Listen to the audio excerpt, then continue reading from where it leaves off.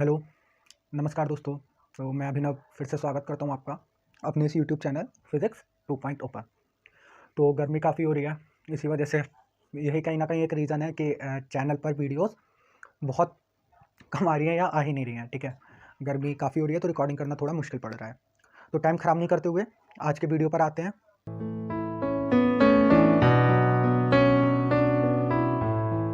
आज अपना interview experience share करने वाला हूँ। आईसर पुणे का भी इंटरव्यू हुआ था हमारा इंटीग्रेटेड पीएचडी के लिए।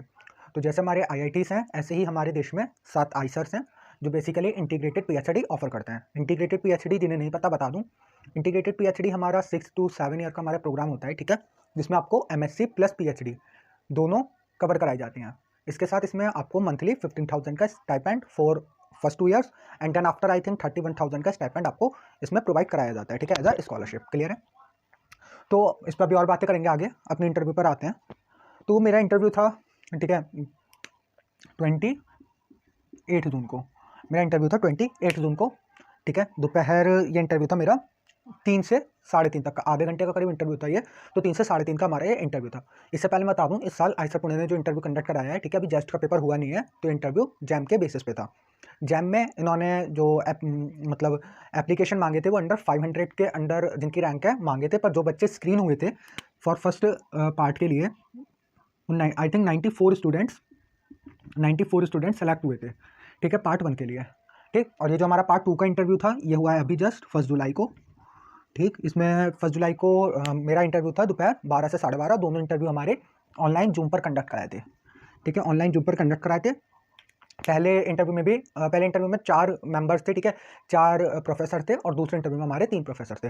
पर दूसरा पार्ट थोड़ा टफ ही बैठा था, कि थोड़ा नहीं मतलब काफ़ी टफ था। मैं आपको क्वेश्चन बताऊंगा। तो 94 स्टूडेंट्स थे। आई थिंक पार्ट 2 में शायद 30 या 20 से 30, अभी एग्जैक्ट नंबर नहीं पता, हो सकता है इससे भी कम हो, इतने ही बच्चे स्क्रीन हुए थे, ठीक है, काफ़ी कम बच्चे स्क्रीन हुए थे पार्ट 2 के लिए। आई थिंक 20-25 बच्चे ही स्क्रीन हुए होंगे पार्ट 2 के लिए, क्योंकि केवल 94 स्टूडेंट्स को उन्होंने पार्ट 1 के लिए बुलाया था। तो अब शुरुआत करते हैं। 28 जून को मेरा इंटरव्यू था, ठीक है, मेरे पास कॉल आ गई थी, मैसेज आया था, लिंक आ गई थी। तो 28 जून को हम बैठ गए। तो उनका सबसे पहला क्वेश्चन यही था, मतलब पहले उन्होंने इंट्रोडक्शन लिया कि आपकी सिटी से आपका नेम क्या है। ये सब क्लियर होने के बाद उन्होंने पूछा आपका इंटरेस्ट किस सब्जेक्ट में है। तो मैंने अपने तीनों इंटरेस्ट बता दिए। मैंने बताया उन्हें, पहला क्वांटम मैकेनिक्स, ठीक है, क्वांटम मैकेनिक्स।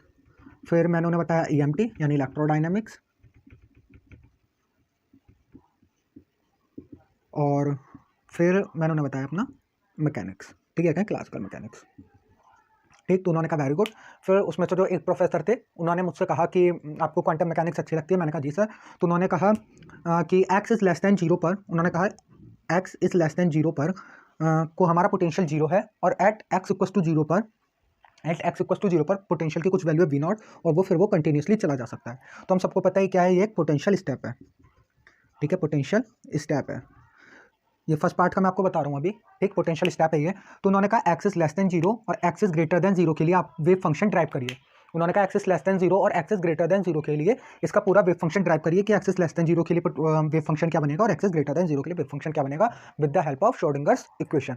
तो मैंने उन्हें पूरा ड्राइव करके दिखा दिया, ठीक है। उन्होंने मुझे ये नहीं दिया था energy less than zero, energy greater than zero. तो मैंने उनसे पूछा सर इसमें हमें energy less than V naught, energy greater than V naught. तो मैंने उनसे पूछा सर इसमें हमारे जो पार्टिकल की एनर्जी है वो हमारे पोटेंशियल से कम है या ज़्यादा, क्योंकि जो स्टूडेंट्स हैं उन्हें पता होगा इसमें हमारे पास 2 केस बनते हैं। तो उन्होंने कहा आप कंसीडर कर लीजिए कि हमारे पार्टिकल की एनर्जी इस पोटेंशियल स्टेप से ज़्यादा है। प्रोफेसर्स काफ़ी मतलब हेल्प कर रहे थे, ठीक है। तो उनको लिए मैंने पूरा वो ड्राइव करके दे दिया। फिर उन्होंने मुझसे पूछा कि ये जो A1 A2 A3 A4 जो मैंने उन्हें बताया था, जस्ट लाइक इसमें आता है A1 e to the power minus iota K1x plus A2 e to the power iota K2x और K1x, और इसमें आता है हमारा A3 e to the power iota K2x। तो उन्होंने, और एक टर्म और आती है A4 e to the power minus iota K2x। Clear है? तो फिर उन्होंने पूछा A1 A2 A3 A4 क्या है, ठीक है। तो मैंने कहा ये A1 A2 A3 A4 constant है, और इन कांस्टेंट की वैल्यू हम लोग जो क्या था बाउंड्री कंडीशन से फाइंड आउट कर लेंगे। उन्होंने कहा ठीक है। और मैंने कहा साथ में सर ये A4 की वैल्यू जीरो हो जाएगी, ठीक है, क्योंकि हमारा पार्टिकल कभी भी x ग्रेटर देन जीरो के लिए कभी भी रिफ्लेक्ट नहीं होगा, क्योंकि अगर इसकी एनर्जी ज़्यादा है तो अगर एक बार पार्टिकल इस स्टेप को क्रॉस कर लेता है तो फिर वो बिना कभी भी वापस नहीं होगा, सीधे इसमें ऐसे चलता चला जाएगा। उन्होंने कहा ठीक है। फिर उन्होंने A1 A2 A3 की मुझसे वैल्यू पूछी। उन्होंने कहा कि आप यहाँ पर क्या कहते हैं बाउंड्री कंडीशन अप्लाई करिए और A1 A2 A3 की वैल्यू बताइए, साथ में K1 K2 वो हमारा प्रूफ में याद आता है, उसकी वैल्यूज भी उन्होंने मेरे से पूछी। फिर उन्होंने कहा ये A1 A2 A3 आपको क्या बताते हैं, ठीक है। और उन्होंने कहा बस A1 A2 A3 के बारे में उन्होंने पूछा, ये आपको क्या बताते हैं। और उन्होंने मुझसे क्वेश्चन डायरेक्ट पूछा था, ठीक है, सॉल्व नहीं करवाया। उन्होंने कहा A2 square minus A3 square, just like यही था कि A2 square minus A3 square की डायरेक्ट वैल्यू बताइए। मैंने कहा सर मैं इसे सॉल्व करके आपको बता सकता हूँ। उन्होंने कहा नहीं, आपको डायरेक्ट ही बताना है, देख के बताइए कि A2 square minus A3 square की वैल्यू क्या होगी। तो उस टाइम मेरे दिमाग में क्लिक नहीं कर रहा था A2 square minus A3 square की वैल्यू क्या होगी। मैंने कहा सॉरी सर, ये मैं डायरेक्ट आपको नहीं बता सकता, पर सॉल्व करके बता सकता हूँ। उन्होंने कहा ठीक है कोई बात नहीं। तो इतना ही उन्होंने मेरे से क्वांटम मैकेनिक्स में पूछा। करीब 10 मिनट हमारा इसका डिस्कशन चला था, क्योंकि उसका उन्होंने पूरा मेरे से श्रोडिंगर्स वेव इक्वेशन से इसका पूरा श्रोडिंगर वेव इक्वेशन से इसका पूरा प्रूफ निकलवाया था, कि हेल्प से पूरा प्रूफ निकलवाया था। क्लियर है। ये होने के बाद इन्होंने फिर दूसरे सर से कहा कि आपको कुछ पूछना है। तो उन्होंने मुझसे पहला क्वेश्चन जो पूछा था वो था वो थोड़ा एक जनरल क्वेश्चन था, उसे आप सुनिए, ठीक है। उसका मैं आपको बताता हूँ उस क्वेश्चन में क्या करना था। तो उन्होंने कहा कि अभिनव आपको फिजिक्स अच्छी लगती है। मैंने कहा हाँ सर। तो बस फिर उन्होंने अपना जनरल क्वेश्चन पूछा। उन्होंने कहा सपोज करिए आप आई सर के इंटरव्यू में, ठीक है, आप आई सर के इंटरव्यू में, सॉरी, उन्होंने कहा सपोज करिए आप आई सर में हैं और आप कोई एक्सपेरिमेंट कर रहे हैं, आप और आपका फ्रेंड कोई एक्सपेरिमेंट कर रहा है, ठीक है। तो उन्होंने कहा सपोज करिए आप और आपका फ्रेंड आइसर में है और आप दोनों लोग कोई एक्सपेरिमेंट कर रहे हैं, ठीक है। उन्होंने फिर एक्सपेरिमेंट के लिए बताया कि एक्सपेरिमेंट हम क्या कर रहे हैं। उन्होंने कहा कि सपोज करिए आइसर में एक क्या कह सकते हैं, एक चार्ज पार्टिकल कैप्चर करने के लिए आपने एक एक्सपेरिमेंट डिजाइन करा है, ठीक है। और उसमें जो चार्ज पार्टिकल है वो ऑस्किलेट कर रहा है, ठीक है। हमारा जो भी हमने चैम्बर बनाया है उसमें हमारा चार्ज पार्टिकल ऑस्किलेट कर रहा है, ठीक है। और जो वो चार्ज पार्टिकल ऑस्किलेट कर रहा है तो उसका जो टाइम पीरियड है, उस पार्टिकल के ऑस्किलेट करने का जो टाइम पीरियड है वो उन्होंने दिया था T=4πm/e, ठीक, T=4πm/e। तो उन्होंने मुझसे पूछा कि टाइम पीरियड क्या सही है या गलत है, ये क्या हमें क्या इन्फॉर्मेशन देता है। आपके फ्रेंड ने आपके फ्रेंड ने आकर आपको ये टाइम पीरियड दिया कि मैंने ये एक्सपेरिमेंट वगैरह करा, तो उससे मुझे टाइम पीरियड का रिजल्ट मिला। वो जो चार्ज पार्टिकल ऑस्किलेट कर रहा था, वो जहाँ m उस चार्ज पार्टिकल का मास है और e उस चैम्बर में हमने जो इलेक्ट्रिक फील्ड लगाई है वो है। तो मैंने डायरेक्ट बता दिया। मैंने कहा सर ये फॉर्मूला गलत है, आप भी इसे चेक कर सकते हो। राइट हैंड साइड की डायमेंशंस हमारी लेफ्ट हैंड साइड की डायमेंशन से मैच नहीं हो रही है, इसलिए मैंने कहा सर ये फॉर्मूला गलत है, डायमेंशन मैच नहीं हो रही। उन्होंने कहा वेरी गुड, ठीक है। उन्होंने कहा बहुत बढ़िया। फिर उसके बाद उन्होंने कहा जो हमारा मैग्नेटिक फील्ड होता है, बहुत बेसिक क्वेश्चन था। उन्होंने कहा मैग्नेटिक फील्ड की क्या आप डायमेंशंस बता सकते हैं, ठीक है। वो डायरेक्ट नहीं पूछना चाह रहे थे, इसलिए आप भी कोशिश करिए कि चीज़ें आपको पता हो, चीज़ें कहाँ से आ रही हैं, ठीक। तो उन्होंने कहा किस फॉर्मूले से आप मैग्नेटिक फील्ड की डायमेंशन वेरीफाई करेंगे। मैंने कहा सर F=Q_V_B या V×B से मैं मैग्नेटिक फील्ड की डायमेंशंस बता सकता हूँ। उन्होंने कहा ठीक है वेरी गुड। उसके बाद उन्होंने मेरे से पूछा कि क्या कहते हैं आपने लैब में क्या कोई एक्सपेरिमेंट करा है। तो मुझे उस टाइम पे एक्सपेरिमेंट ध्यान आ भी नहीं रहा था और हमने सीरियसली कोई एक्सपेरिमेंट करा भी नहीं है, कॉलेज के हालात ऐसे ही हैं, ठीक। तो फिर मैंने उन्हें बताया फर्स्ट ईयर में हम लोगों ने एक एक्सपेरिमेंट करा था, जो है हमारा फिजिकल पेंडुलम, ठीक है। जो हमारा फिजिकल पेंडुलम है उसका मैंने एक्सपेरिमेंट कर रखा था।